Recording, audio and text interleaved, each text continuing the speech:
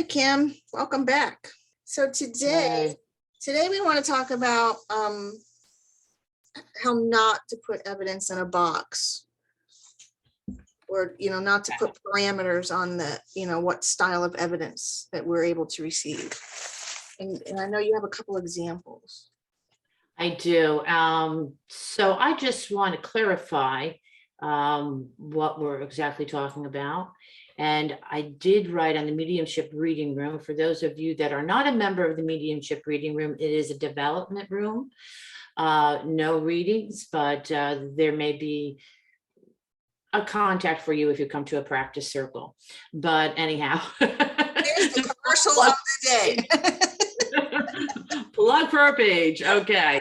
So what I put on the Mediumship reading room was, during a mediumship reading, the medium brings through the evidence that is connected to a living person.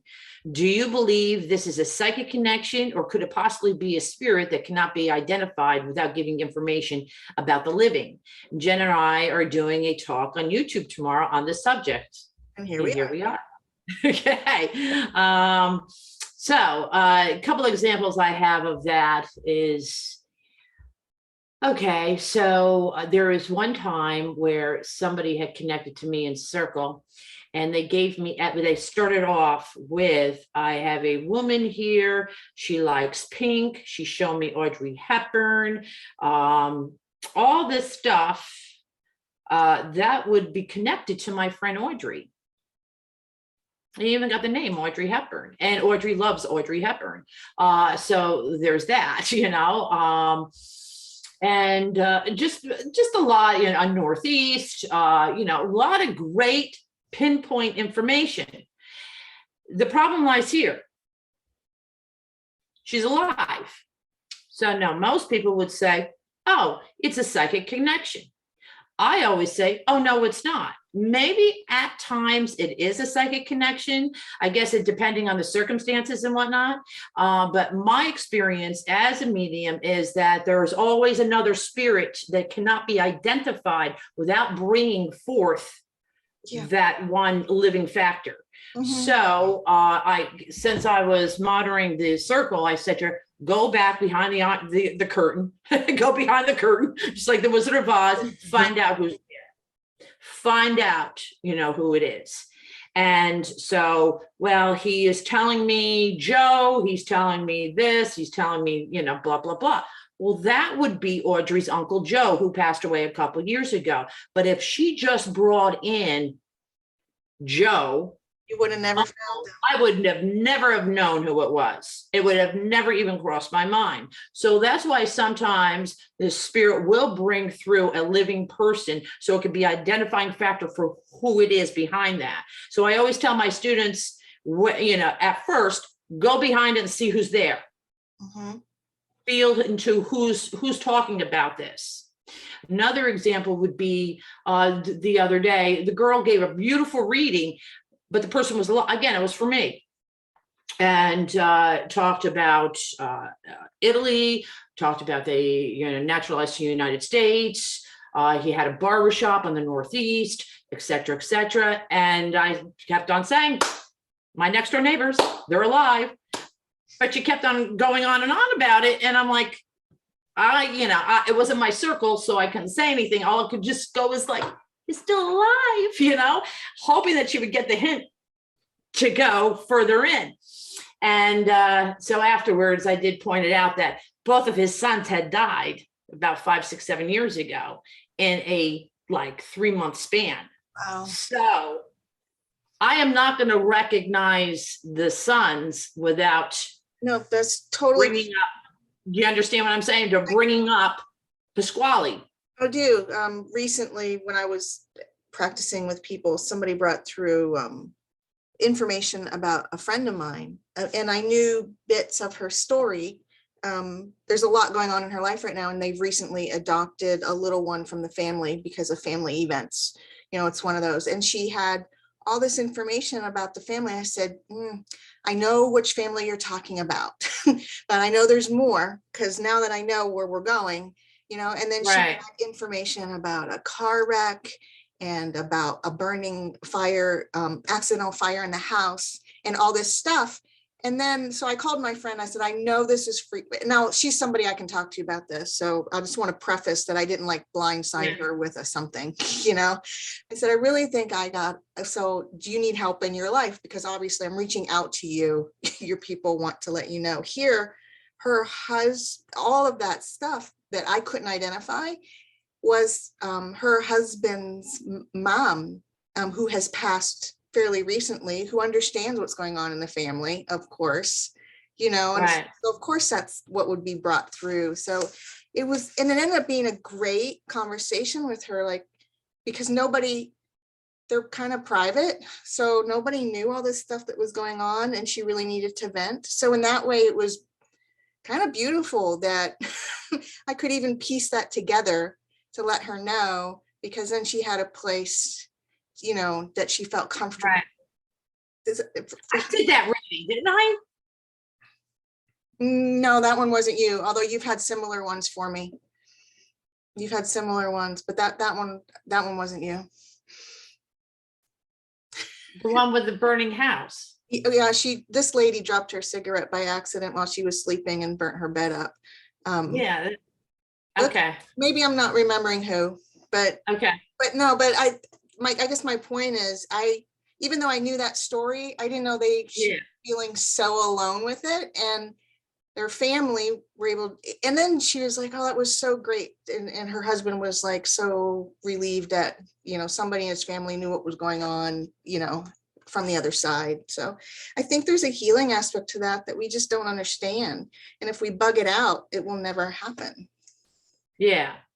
So I think that what happens as well is that we confine our mediumship to what we think it's supposed to be, or what people tell us it's supposed to be. And so we don't experiment what has been freely given to us. Does that make sense? Yeah, there's a lot there, and that connection, that there's that whole person's life, and that person doesn't leave their loved ones because they're not physical anymore. So of course they're going to know things that are going on now, or the people that are here. But also, they're going to use us. They're going to use any means possible to get through. So, there is somebody that said, oh, third party mediumship, that's just sloppy mediumship, that's bad mediumship, that's not right, that's not correct. I call bullshit. Yeah. So I guess my that happens all the time. And then what? I'm sorry. No. I guess my example would be considered third party mediumship, but I really feel like that was on purpose for healing for everybody. Exactly. I don't know how we can bug that out by putting parameters around what's going on. Well, that's what I mean, is that we start to confine our mediumship, and we start to overthink things, and we don't feel it's possible because we heard it's not possible, or we have gotten overtaught certain things. So we kind of poo-poo it, as people will poo-poo, oh, this is a psychic connection. I'm psychically connected to you. Sometimes no. Best, I know we're talking about the psychic that really is not psychic, but honestly, some of the best healing moments have been an excellent psychic, and expanding on that. So I don't know that psychicism is less at all, because I think it's still amazing healing, but to put in perspective that just because we have what's going on in everyday life doesn't necessarily mean it's quote psychic. And I want to know where the heck we decided to put in packages that psychic is over here and mediumship is over here, when spirit is everything and everywhere, even where we're at. So at some point, gee whiz, it's got to be a mixture somewhere. It runs through our psychic senses. So why does there have to be a category over here and a category over there? Why isn't it a continuum? And as a practicing medium, to focus on recognizing that energy so that we can be honest about it, and when we're blending the two or whatever, but not to say it has to be in this category or that category. I think we very much limit ourselves, because in the long run, your soul is a spirit, right? So it could be part of the communicator, and there's no way to do evidence for that. There's no way to say, oh, but why wouldn't your own soul be in the mix there someplace, somewhere along the line? Especially in a 30-minute reading, maybe not on platform. Right. Yeah. But I still even believe that there's times where, I mean, even on platform, it's happened to me where, all of a sudden I get like the person goes, I understand that. It's my husband now. And he's home right now. And he's doing fine. He's raking leaves. So I have to go behind the curtain and say, all right, let me just drag this person out or whatever. And his grandmother who passed in 1955. I didn't know her. Well, of course you didn't know her. But I heard things like that. So what happens when I connect like that? It almost gives me a license to just go and not worry about the no's, and later on it's confirmed by the person that the message is for. It's for the husband. So later on, the wife will go home and say, grandmother came through, blah, blah, blah. Oh yeah, that was her maiden name. Oh yeah, that happened. Oh yeah, that happened. So that certainly is a mediumship connection. And for whatever reason, they're using the wife, using myself to get a message across to the husband, because we are all connected. And I don't want to hear this crap about, well, that person's not there, so why would they come through? Because they can come through because there is an energetic connection. There is a love connection. So why wouldn't they come through? You follow me? I do.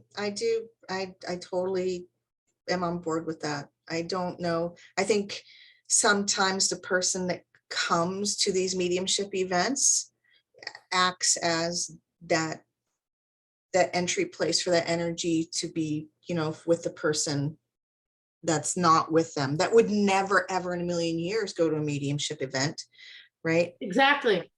I mean, how many times have we heard that when we are together, these miracle things happen? So when you have all these people together in a mediumship event, let the miracles happen. Yeah. Yeah. And that's what I'm talking about. People like they will limit themselves and limit their knowledge because it's kind of imposed on them that that's not the way it works. That's not right. Development is great to a point, but at some point you have to you learn ABCs and words and grammar, right? But at some point you find your own style of writing. I don't know that it's, I think we forget that. You learn certain aspects to get you some framework, but then you have to make it your own, or it'll just. Yes, you have to develop your own ownership of mediumship. You have to own your own mediumship and not so much, what's the word I'm looking for? I don't know.